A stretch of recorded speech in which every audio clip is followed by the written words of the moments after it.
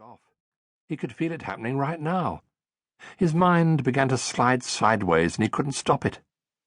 Although, if he was being absolutely honest with himself, Si would have to admit that his brain frequently drifted off somewhere else, even when people weren't talking to him.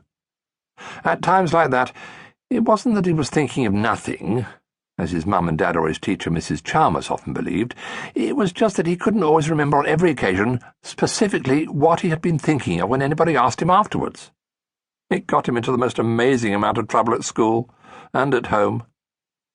Si's grandpa was practically the only person who didn't nag him about it. "Your brain works like that because you're a free thinker," Si's grandpa once told Si. "Like Leonardo da Vinci or Einstein. And don't forget, they were the boys that changed the world." "Pay attention, Si," snapped the Dream Master. Si blinked. "Sorry." "Your small scrap of dream silk could be very dangerous," the Dream Master said gravely. "You tore it from my dream cloak, remember?" "Of course I remember," said Si. How could he forget? It had happened the first time he'd ever met his Dream Master, when Si had discovered that, with the help of his Dream Master and his dream cloak, he was able to travel through time and space and dream his own dreams. They had been returning from the Valley of the Kings in ancient Egypt, and Si had been gripping so tightly to the hem of the dream cloak that part of it had ripped off in his hands. The Dream Master gazed at Si from beneath his bushy eyebrows, and his eyes were serious. "I worry about what might happen if that piece fell into the wrong hands. Dream silk has the potential to release imagination, and imagination is the most powerful force known through all time and space. Until you learn to use it properly," he said, "your piece of dream silk has got to be kept secure, safe, shielded, screened, sealed, shrouded, secret." Okay. Si held up his hand. "I get the picture." Si went to his chest of drawers. He got down on his knees and pushed aside the stack of old comics that was piled up against the front. In the space underneath the bottom drawer, away from the prying eyes of his family, was where he kept his collection of favourite objects. "The last time I examined your little piece of dream silk," said the Dream Master, "it had grown.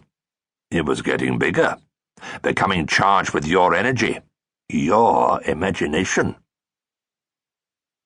Si looked up from where he was kneeling on the floor. He realized that his Dream Master was trying to warn him about something. From previous experience, Si knew that it was wise to listen. "And?" he asked. "And," the Dream Master spoke slowly, "as you yourself have noticed, my dream cloak has mended itself. The torn edge is sealed. That means that your piece of dream silk is now not connected in any way with me or my dream cloak. If you use your piece, if your imagination is released through it, then it means that you may travel where I do not lead."